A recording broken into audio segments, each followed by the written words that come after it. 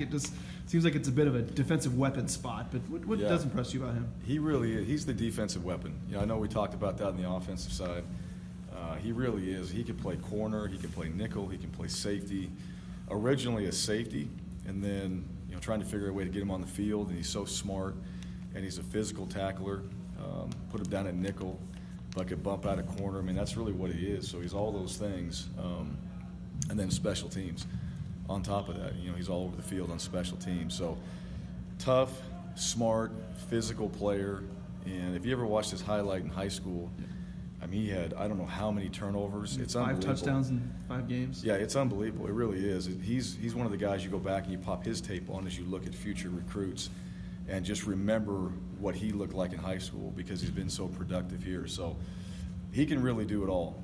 He's not going to play on the D-line or linebacker per se in the box, but he can play any of those positions in the secondary.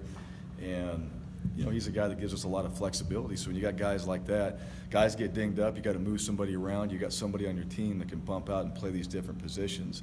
It makes it huge.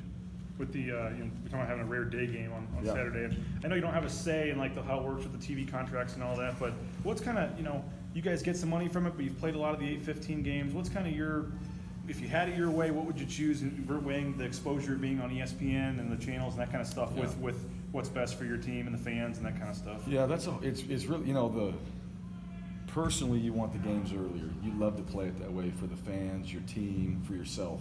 You go play your game, you have that evening, you have a little bit more time with your family, you have a chance to kind of regroup before the next day, maybe start your Sunday a little bit earlier.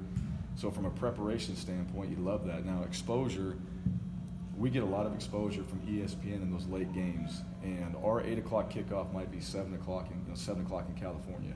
Those guys are all watching it, and if not, they're gonna have a copy of it somehow, some way, and their families are gonna get a chance to see it. So I don't really know the answer. I know we have good exposure from it.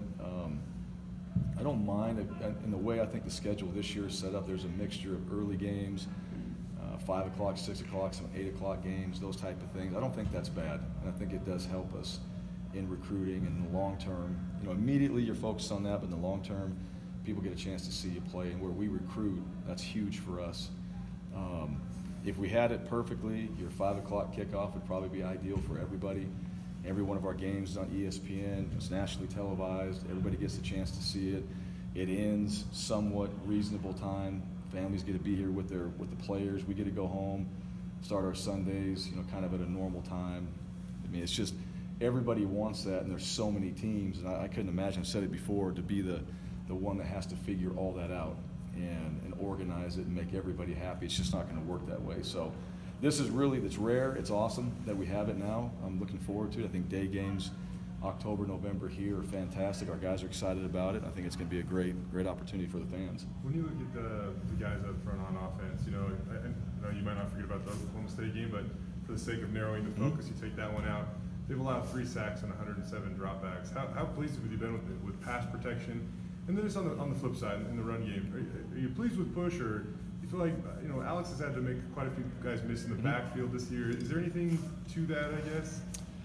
Well, it's still 3 sacks. You want to eliminate that, and you can't throw away the Oklahoma State game. That's part of our season. You got to learn from it.